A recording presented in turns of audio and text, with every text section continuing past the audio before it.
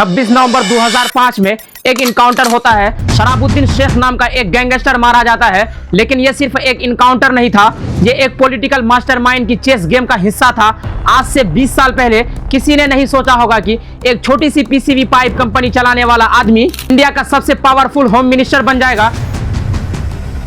लेकिन दोस्तों, अमित शाह की जर्नी इतनी सिंपल नहीं है जितनी दिखती है। उनकी कहानी में मर्डर चार्जेस, जेल की काली रात, पॉलिटिकल मैनिपुलेशन के एलिगेशन और इंडिया का सबसे कंट्रोवर्शियल इनकाउंटर केस भी है। मैंने पिछले 15 दिनों में 200 से ज्यादा आर्टिकल पढ़े हैं, 50 से ज्यादा इंटरव्यू देखे हैं और कोर्ट के सारे डॉक्यूमेंट्स को अच्छे से स्टडी किया है, क्योंकि मैं आपको दिखाना चाहता हूं कि कैसे एक छोटे से बिजनेसमैन का बेटा इंडिया की पॉलिटिक्स का चैन का बन गया। यह वीडियो हाई कंट्रोवर्शियल है, लेकिन मैं केवल फैक्ट को प्रेजेंट करूंगा।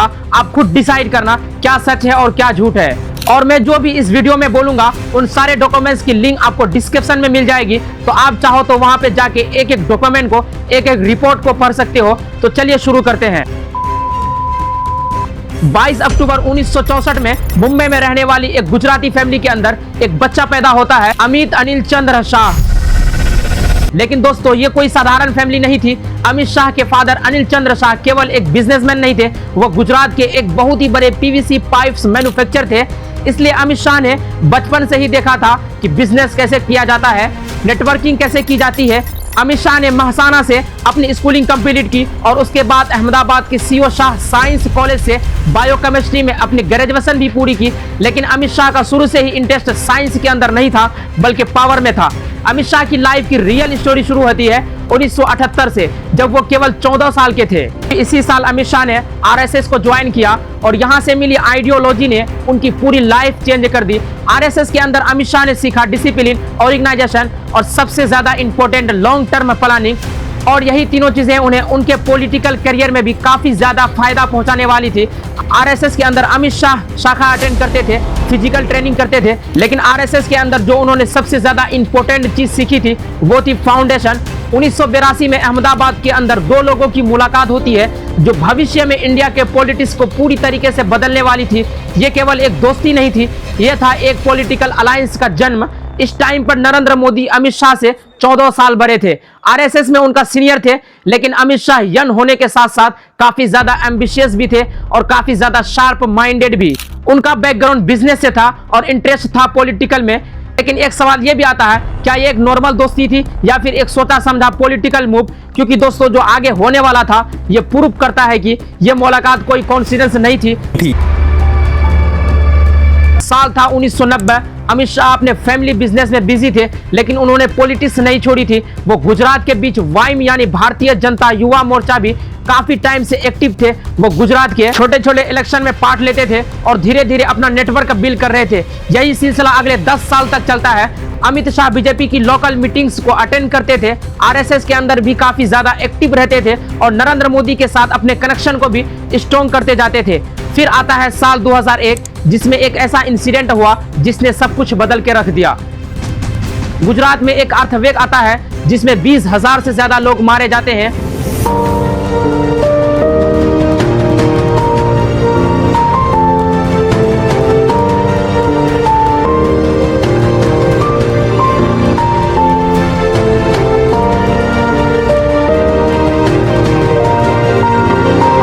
और इसी हादसे के बाद गुजरात के उस टाइम के चीफ मिनिस्टर केशुभाई पटेल अपने पोस्ट से रिजाइन कर देते हैं। And guess what, Narendra Modi become chief minister of.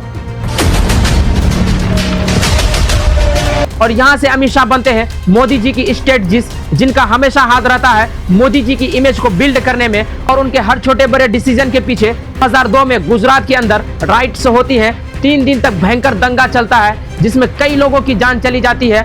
All failed to stem the attacks. India is no stranger to violence. For centuries, zealots have killed in the name of religion. But there's something very different about what's been happening in Gujarat. Yeah, keep safe and stay there, Ram. लेकिन politically यहाँ पे अमित शाह और नरेंद्र मोदी को एक मौका मिलता है अपनी इमेज बिल्ड करने का। और यहाँ पे हमें अमित शाह का क्राइसिस मैनेजमेंट टैलेंट दिखता है। 2002 से साल 2012 तक अमित शाह गुजरात के अंदर नरेंद्र मोदी के राइट हैंड बन जाते हैं। पहले एमएलए और फिर प्राइम मिनिस्टर ऑफ स्टेट। लेकिन इसी टाइम पीरियड में गुजरात के अंदर एनकाउंटर इंक्रीज हो जाते हैं। मीडिया के अंदर रिपोर्ट्स छपती है एनकाउंटर स्पेशलिस्ट अमित शाह के बारे में। यह गुजरात की हिस्ट्री का सबसे कंट्रोवर्शियल टाइम पीरियड था, जब गुजरात की पब्लिक से लेकर रिपोर्टर्स तक अमित शाह को एनकाउंटर स्पेशलिस्ट कहते थे। वैसे तो इस टाइम पीरियड में गुजरात के अंदर टोटल 31 एनकाउंटर हुए थे, उनमें से 4 बहुत ही ज्यादा कंट्रोवर्शियल थे, जिसमें सबसे पहला नाम आता है शराबुद्दीन शेख, जो कि 2005 में हुआ था। उसके बाद तुलसीराम प्रजापति 2006, इशरत जहां 2004, सादिक जमाल 2003। लेकिन इन चारों में से सबसे ज्यादा कंट्रोवर्शियल था 26 नवंबर 2005 का वो केस, शराबुद्दीन शेख का एनकाउंटर।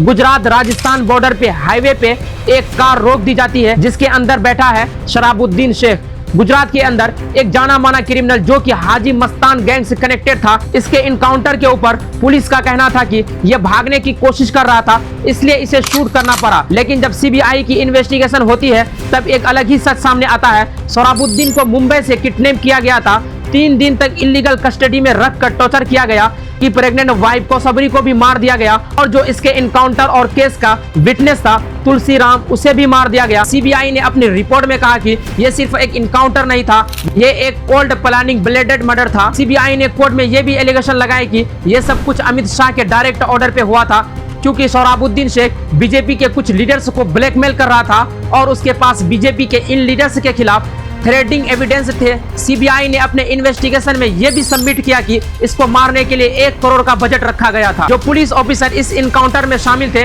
उन्हें प्रमोशन दिया गया। अमित ठाकुर, एक ऑनसेंट आईपीएस ऑफिसर, कोर्ट में स्टेटमेंट देते हैं कि अमित शाह और उनके अलावा 4 और पावरफुल लीडर इस इनकाउंटर केस में शामिल थे।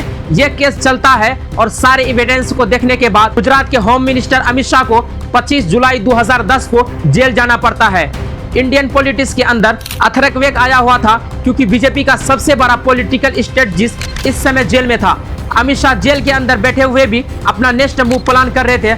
हर दिन कोर्ट में अमित शाह की बिल की एप्लीकेशन डाली जाती थी, कोर्ट के अंदर हियरिंग होती थी। नरेंद्र मोदी पब्लिक कहते थे, हर मोर्चे पर विफल सरकार ने विरोधियों पर निशाना ताकने के तहत सीबीआई का पूरी तरह राजनीतिकरण करते हुए, सीबीआई का मिसयूज करते हुए गुजरात के एक विकास में अग्रिम हरोल में काम करने वाली सरकार को, गुजरात की विकास यात्रा को अनेक संकटों को में घेरने का एक षड्यंत्र किया है, साजिश की है। इसी का ये नमूना है। शाह निर्दोष है सर क्या? श्री अमित शाह संपूर्ण रूप से निर्दोष हैं। उन पर लगाए गए सारी बातें फैब्रिकेटेड हैं। और तब आता है एक टर्निंग पॉइंट। दिसंबर 2010 को अमित शाह को जेल से बेल मिल जाती है, लेकिन कुछ शर्तों के साथ, जैसे कि अमित शाह गुजरात में एंटर नहीं कर सकते हैं, उन्हें हर हफ्ते कोर्ट में पेश होना होगा, उनके पॉलिटिकल एक्टिवनेस में भी बैन लगाया जाता है और उन्हें दिल्ली में हाउस अरेस्ट पे रहना होगा। लेकिन दोस्तों, अमित शाह उस टाइम को वेस्ट नहीं करते हैं, वो दिल्ली में रहकर नेशनल लेवल की पॉलिटिक्स को समझते हैं, नई स्ट्रेटजी बनाते हैं कि अब कैसे नेशनल लेवल पर पॉलिटिक्स की जाए और अपनी इमेज को क्लीन की जाए। 30 दिसंबर 2014 सीबीआई के स्पेशल कोर्ट के अंदर एक हिस्टोरिक जजमेंट आता है। अमित शाह के खिलाफ सबूतों की कमी के कारण उन्हें बाइज्जत बरी किया जाता है। लेकिन दोस्तों, यहाँ पे एक सवाल आता है कि क्या सच में एविडेंस नहीं थे, या 2014 में बीजेपी की सेंट्रल गवर्नमेंट बनने के बाद केस को रफा दफा कर दिया जाता है, क्योंकि 2014 में नरेंद्र मोदी पहली बार भारत के प्राइम मिनिस्टर बन गए थे और इस वजह से अमित शाह की पॉलिटिकल वैल्यू भी अब चेंज हो गई थी। लेकिन आप जान के हैरान होंगे कि आज तक शराबुद्दीन शेख की फैमिली कहती है कि हमें जस्टिस नहीं मिला। कसूराबाई के पेरेंट्स कहते हैं कि पावरफुल लोगों ने केस को इन्फ्लुएंस किया। लीगली तो अमित शाह क्लीन है, लेकिन पॉलिटिकली ये केस हिस्ट्रिक जजमेंट आता है, हमेशा उन पर सवाल खड़े करेगा। इंडिया की पॉलिटिक्स में बहुत ही कम ऐसा होता है कि जेल से निकलने के बाद, इतने हाई एलिगेशन लगने के बाद भी कोई व्यक्ति इतना ज्यादा पावरफुल हो जाए। लेकिन अमित शाह ने यह करके दिखाया। 2010 से 2014 तक अमित शाह दिल्ली में हाउस अरेस्ट पर थे, गुजरात के अंदर पैर भी नहीं रख सकते थे, लेकिन उन्होंने इस टाइम को वेस्ट नहीं किया। पैन इंडिया लेवल पर स्ट्रेटजी बनाई। सबसे ज्यादा इंपॉर्टेंट, मोदी जी के साथ कंडीशन मेंटेन किया। इस टाइम पीरियड में अमित शाह यह समझ चुके थे कि गुजरात से निकलना पड़ेगा, नेशनल लेवल पर अपनी पॉलिटिक्स को डेवलप करना पड़ेगा, और इसलिए वो डेवलप करते ही